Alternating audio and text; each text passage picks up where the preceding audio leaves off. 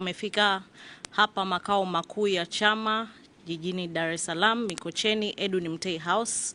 Ndugu zetu wa Tanzania, siku ya leo ya tarehe 3 Agosti 2025, chama kina mambo mahususi ambayo tungependa kuzungumza na nyinyi, na mzungumzaji wetu wa leo atakuwa Mheshimiwa Katibu Mkuu, Mheshimiwa John Mnyika. Kwa hiyo bila kusema maneno mengi, naomba nimkaribishe kwenu Mheshimiwa Katibu Mkuu. Karibu sana uzungumze na Watanzania.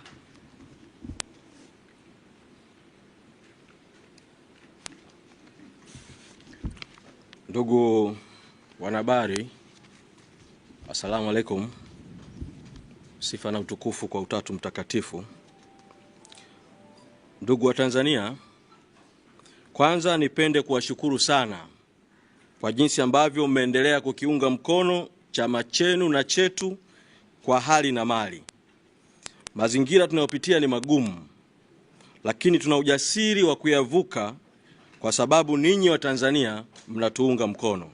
Asanteni sana kwa kutuchangia fedha kwa ajili ya kufanikisha baraza kuu la chama. Hadi sasa tuna jumla ya shilingi milioni 266 zilizochangwa. Katika hili sisi tunaona zaidi ya fedha. Tunaona mioyo yenye imani, matumaini, mapendo, utayari na ujasiri wa Watanzania kutaka mabadiliko ya haki na kutaka katiba mpya na kuchoshwa na utawala wenye dhuluma ambao hauna baraka za Mwenyezi Mungu wala ridhaa ya Watanzania. Asanteni sana. Tunaomba endeleeni kutuchangia ili tukamilishe kiasi kilichobaki cha milioni 68 ili baraza kuu la kihistoria la chama chenu liweze kuketi.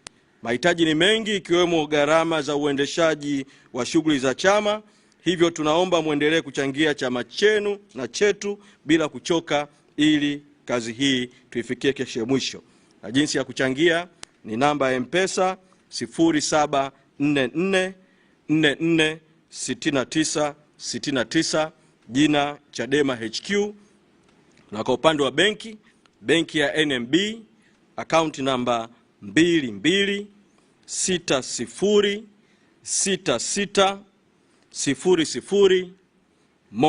226066000140, jina Chama cha Demokrasia na Maendeleo, Chadema. Pili,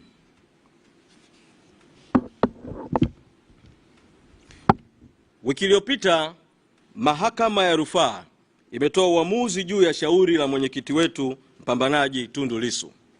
Katika uamuzi huo ambao watu wengi wameuona kuwa ni wa haki, tunawashukuru majaji wa Mahakama ya Rufaa waliohusika na kesi hiyo, waliomtendea haki mwenyekiti wetu. Bado tunasisitiza Mheshimiwa Lissu hana hatia na sio mhaini. Lissu anastahili kuwa nje na sio gerezani. Hivyo tunasisitiza aachiliwe huru mara moja bila masharti yoyote. Kwa upande mwingine, tarehe 10 Agosti 2026 saa 3 asubuhi, kesi ya mwenyekiti wetu itaitwa Mahakama Kuu hapa Dar es Salaam. Tunawaalika wanachama na Watanzania muweze kujitokeza kwa wingi kusikiliza kesi ya mwenyekiti wetu. 3, siku ya tarehe 30 mwezi Julai mwaka 2026, sote tumemsikia Samia Suluhu Hassan, mwenyekiti wa CCM, katika hotuba yake aliyotoa alipokuwa akizungumza na viongozi wa vyama vya siasa Ikulu jijini Dar es Salaam. Alisema kwamba kuna mwenzetu anaendelea kutafakari, naye anaendelea kupokea msukumo, condition na matakwa yake. Ni dhahiri kwa kuwa maneno haya yalitolewa kukiwa na vyama 18, chama kimoja tu Chadema kikiwa hakipo. Tunaamini maneno haya yanamaanisha moja kwa moja kuwa aliyeitwa mwenzetu ni Chadema na mwenyekiti wake Tundu Lissu, kwa sababu vyama vya siasa vilivyohudhuria vingine vyote vilikuwepo na viongozi wake walikuwepo. Tungependa kusisitiza kwa umma wa Tanzania,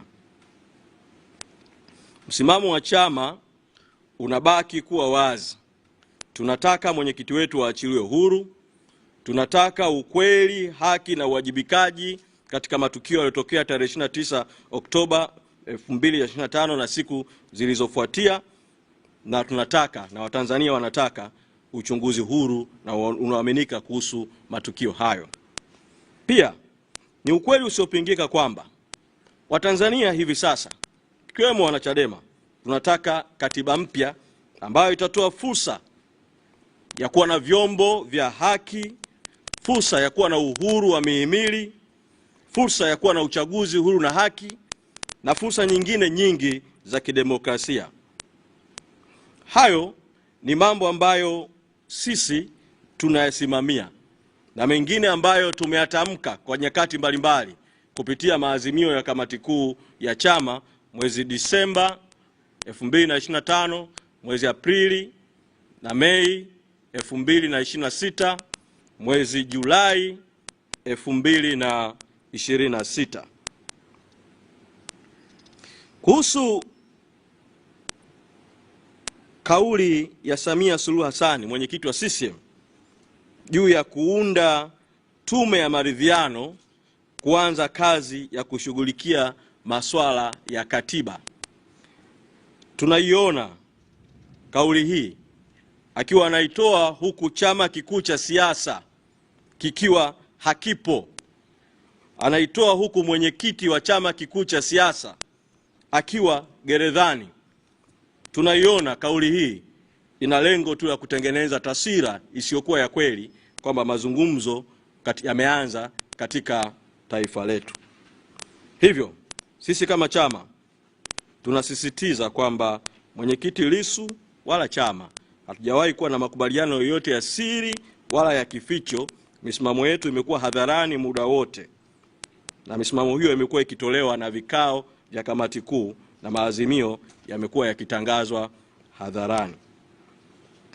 Mwisho, Chadema tunaendelea kusisitiza msimamo wetu wa kutoa mwito kwa jumuiya za kimataifa, hususan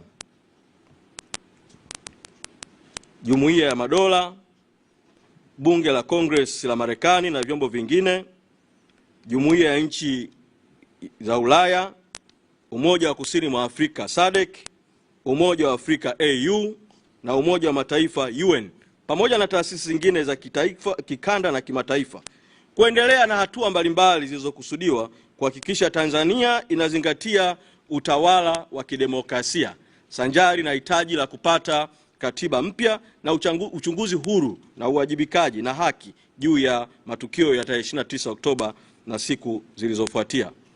Aidha, Chadema kwa niaba ya Watanzania tunalaani na kukemea hotuba ambazo zinaonyesha kuremba hali ya kisiasa nchini kuwa ni nzuri, wakati hadi hivi sasa wanachama na viongozi wa Chadema wamekamatwa na wako magerezani kwa kusingiziwa kesi mbaya za ugaidi na tuhuma nyingine zisizokuwa na dhamana. Huu ni udhalimu na ukatili katika nchi. Tunataka wanachama na viongozi wetu waliokamatwa na kuambikiziwa kesi za uongo waachiliwe haraka, kwa sababu uonevu huu unaendelea kupanda uchungu kwa Watanzania, chuki na visasi, hali ambayo ni hatari kwa mustakabali wa mbele na mbali wa nchi yetu. Tunaamini kesi hizi zinastahili kufutwa kwa sababu ni kesi za uonevu. Tunarejea tena kutahadharisha kwamba na kusisitiza msimamo wetu kwamba mashambulizi yanayoendelea kutoka kwa watawala haramu na batili na vyombo vyao na mamluki wao dhidi ya Chadema na viongozi wake hayataturudisha nyuma katika safari ya kutafuta haki kwa ujasiri na umoja, kwa nguvu ya umma na nguvu ya Mungu mpaka ushindi upatikane. Wanahabari, karibuni. Baada ya utangulizi huo na tamko hilo la awali na hotuba hiyo ya awali, sasa nimkaribishe mkurugenzi wa mawasiliano kupokea maswali ambayo tutayajibu yote kwa pamoja.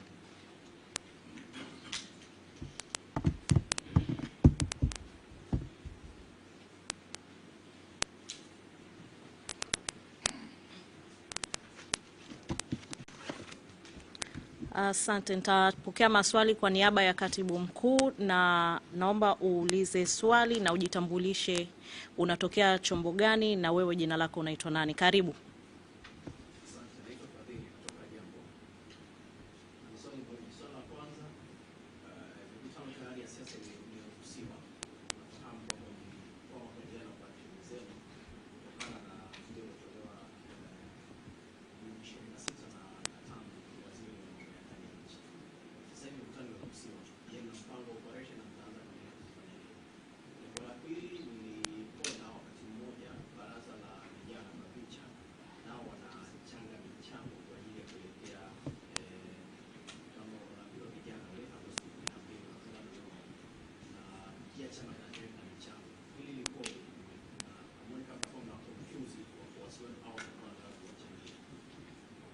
Asante Fadhili.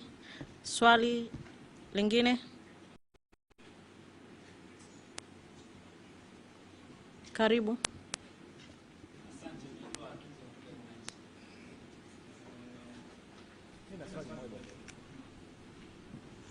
Tuliona kuanzia tarehe 4 ya mwezi uliopita wanachama wenu walikuwa wamekamatwa na baadaye jeshi la polisi lilitoa taarifa kwamba karibia watu 130 walikuwa wamekamatwa na baadhi wanapata kwamba wameshashikwa mahakamani. Nataka kufahamu kwanza wanachama wenu ni wangapi ambao wameshafikishwa labda mahakamani, na ni wangapi ambao bado wapo kwenye vituo vya polisi, na ni wangapi hawajulikani waliko? Swali langu ni hilo.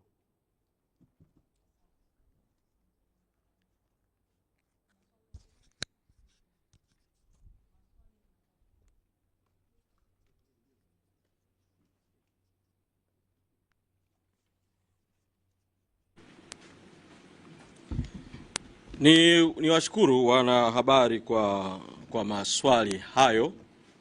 Mtakumbuka tarehe 10 mwezi Julai nilipozungumza na nyinyi hapa juu ya maazimio ya kamati kuu iliyokaa tarehe 30 mwezi Juni mwaka huu 2026 Kigoma.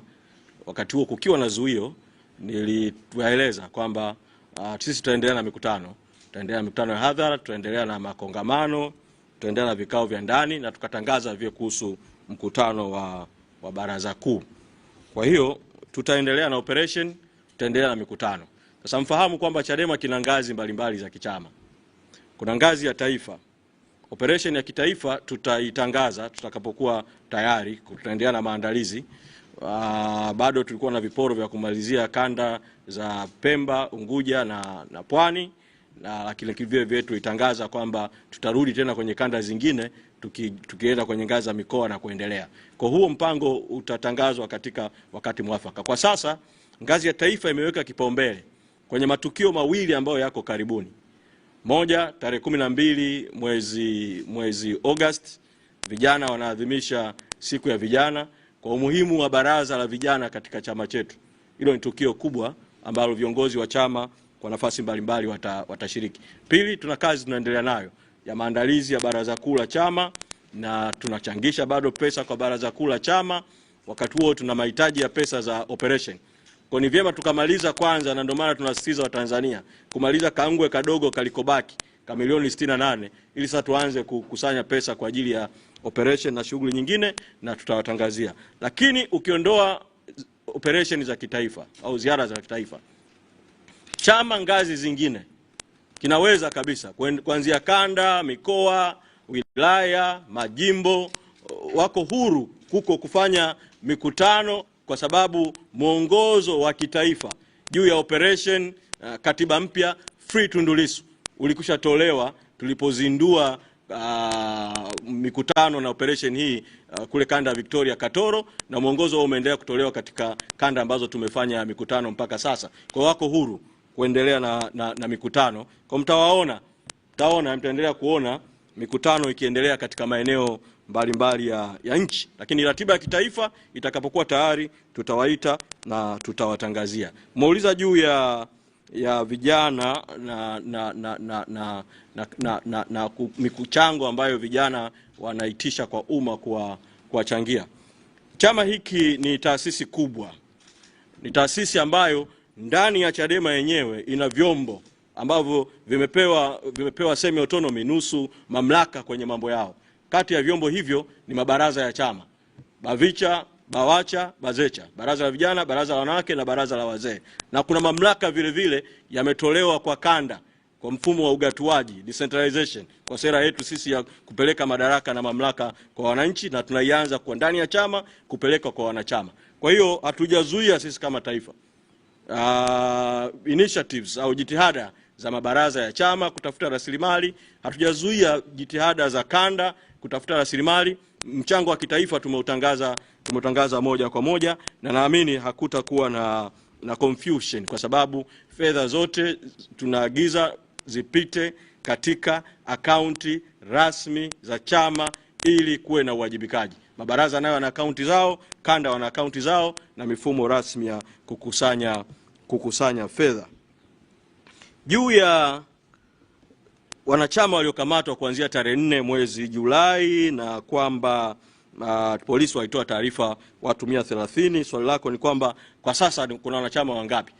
Kwa takwimu nilizopewa mpaka jana ni kwamba kuna jumla ya wanachama na viongozi wa Chadema 63 waliokamatwa na kubambikiziwa kesi, na tunasisitiza kutaka DPP, mkurugenzi wa mashtaka, apeleke nolle prosequi, hati ya kutokuendelea na hizo kesi, sababu ni kesi zenye nia mbaya, ni kesi za kubambikiza, ni kesi ambazo zina madhara sio tu kwa walioko ndani gerezani, ina madhara kwa ujumla hata katika masuala ya haki na mwelekeo katika nchi yetu. Na tunasema zifutwe, na kwa sababu kabla ya hizo kesi kufunguliwa tarehe 9 mwezi Julai, Samia Suluhu Hassan alitoa kauli akiwa Ikulu Zanzibar, akihusanisha kati ya maandamano na ugaidi, wanaharakati na ugaidi. Alafu siku chache baadaye kasi ya kamata na kubambikizia kesi za ugaidi ikaongezeka sana.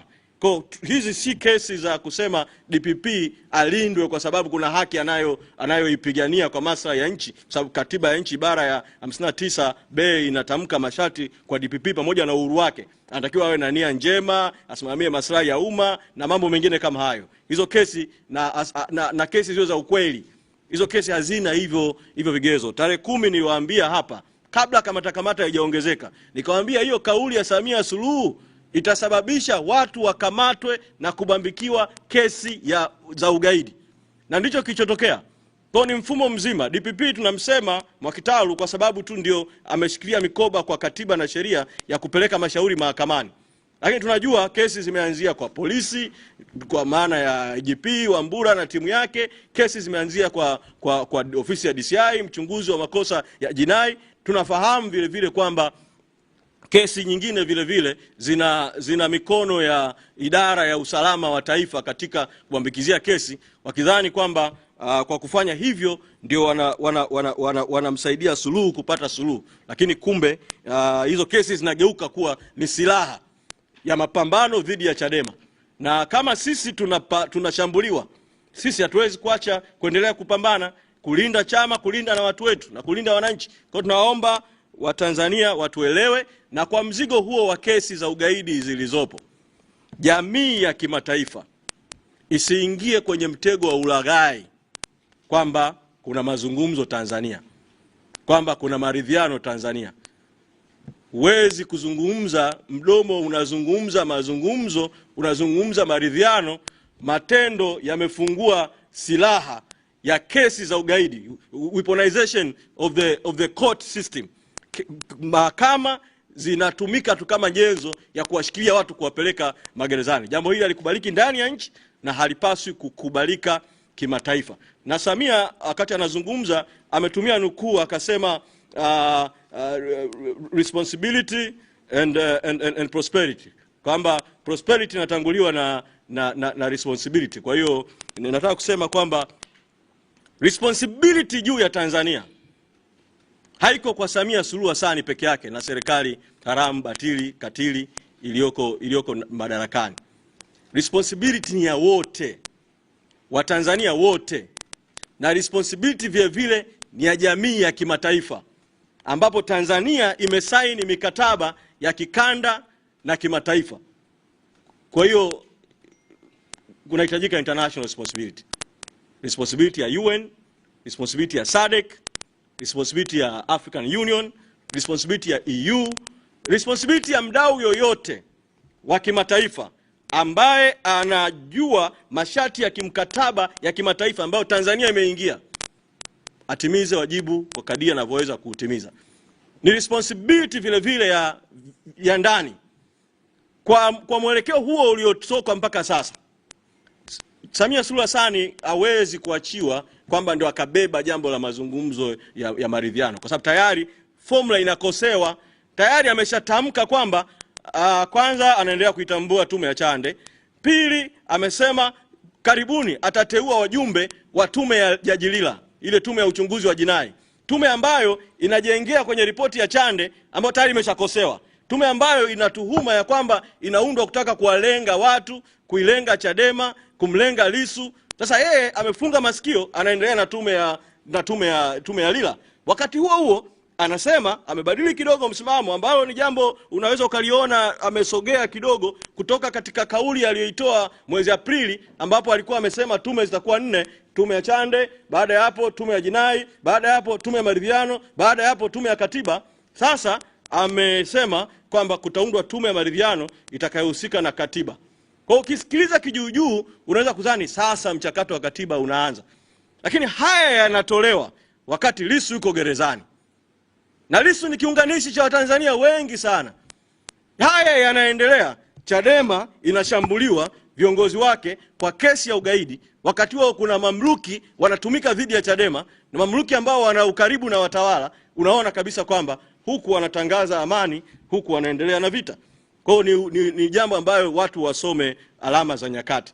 Na katika hali hii niwaombe viongozi wa dini wa Tanzania, wako wengi, lakini hasa madhehebu makuu ya nchi yetu, Waislamu kwa Wakristo. Kwanza kile alichokisema Samia Suluhu wakati anapokea ripoti ya Chande mwezi Aprili, kwamba kwa hali iliyotokea mwaka 2025 na hali ya nchi yetu, nchi inahitaji uponyaji, nchi inahitaji maombi ya taifa ya uponyaji, na kanukuu haya za Qurani na Biblia. Lakini toka wakati akijafanyika, ni wajibu sasa wa viongozi wa dini, Waislamu kwa Wakristo, kukaa pamoja, kwa sababu hawa walioko hawawezi, hawana uwezo huo, hawana uadilifu huo, hawana kukubalika huko. Wakae watafute namna, tuombe toba ya nchi yetu, tuombe uponyaji wa nchi yetu, lakini wasiishie tu kuomba. Tumuombe Mwenyezi Mungu atende miujiza yake ya haki. Lakini wakati huo huo viongozi wa dini wana mamlaka, wale wenye kuheshimika, wale wenye kuishi haki na uadilifu, wana mamlaka ya kuwa wapatanishi wa haki wa ndani, wasuluhishi wa haki wa ndani, ili waweze kushirikiana na wapatanishi na wasuluhishi wengine wa kimataifa kutafuta namna ya kutoka kama taifa. Ni vyema tukazisikia sauti za viongozi wa dini, na sio sauti tu za maneno. Ni vyema vile vile tukaona jitihada. Tunawashukuru kwa nyakati mbalimbali, wako ambao wameonyesha jitihada nyingi sana, lakini nawaomba msichoke. Nchi bado inawahitaji. Misimamo yenu dhidi ya batil, ya kutaka haki, inahitajika. Sauti yenu ya kinabii inahitajika. Niwaombe sana viongozi wa dini nao waweze kuendelea kutimiza wajibu walioanza, na wale ambao hawakuanza waanze, kwa sababu jambo hili, mambo haya yanayoendelea sio ya Chadema na CCM pekee. Haya ni mambo ya nchi. Na ukishazungumza mambo ya nchi, viongozi wa dini na viongozi wa kiroho ambao kwa imani zetu tunaona ni wawakilishi wa kazi ya Mungu hapa duniani, wana wajibu na hilo ni ombi kwao. Wafahamu tu kwamba, nimalize kwa ufupi kwenye hili, nilisema juu ya msimamo wa mwenyekiti Tundu Lissu ni ule msimamo wa chama, na sisemi haya kwa kuyasema tu kwa nasibu. Pamoja na kuwa tumezuiwa kumuona gerezani, Hatukutoa kauli toka tarehe 30 rais alivyozungumza, kwa sababu rais alitumia maneno akasema, na nukuu alichokisema, kuna mwenzetu mmoja bado anaendelea kutafakari, tunaendelea kupokea misukumo yake, condition zake, matakwa yake. Akaendelea, ndio mambo yanavyoendeshwa katika nchi. Katika hali ya kawaida sisi viongozi wa Chadema tulioko nje tuliona hii kauli haituhusu, kwa sababu hatujawahi kuanza kutafakari, kwa maana kama vile kubadilisha msimamo au nini. Hatujakaa kikao cha chama kutofanya hiki. Kwa rais hakusema kitu sahihi, hakusema kitu sahihi kabisa kuhusu Chadema. Lakini kwa sababu hakutaja Chadema, akasema labda pengine hiyo tafakari mbadala inamhusu mwenyekiti Tundu Lissu gerezani. Kafanya utaratibu wa kujua msimamo wa mwenyekiti ni upi kwa siku kadhaa.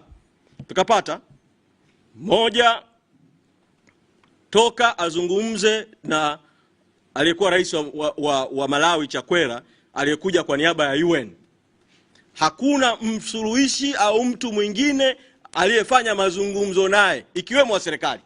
Kwa hiyo hoja ya kutafakari haihusiki kabisa. Hilo la kwanza. La pili, amesema position ya chama ibake pale pale, na kama nitatumia neno lake, ule moto uendelee, ule moto uendelee. Kwa hiyo hii ya kutafakari si kweli kwa Chadema, wala si kweli kwa mwenyekiti Tundu Lissu. Na niwaombe wa Tanzania mumuombee mwenyekiti Tundu Lissu. Sababu taarifa nilizozipata hapa mwisho ni kwamba hali yake ya kiafya kwa kiwango fulani haiko vizuri. Kwa kawaida alikuwa ana uwezo wa kuzunguka kwenye mazoezi kwa siku, alikuwa anasema kwamba anazunguka raundi 50 kwa mazoezi ya kuzunguka.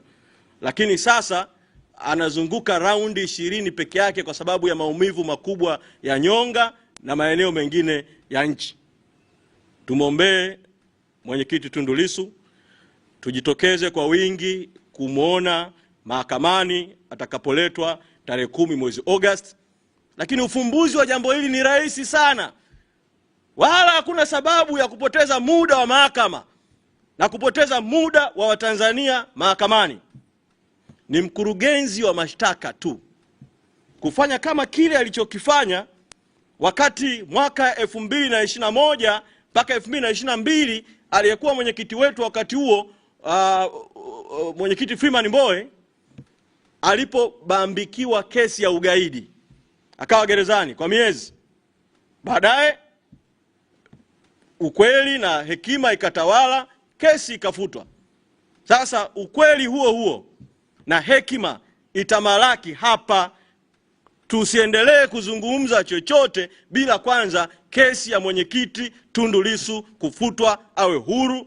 Tukae vikao kama chama, tujipange kwenda mbele. Asanteni sana na Mwenyezi Mungu awabariki sana.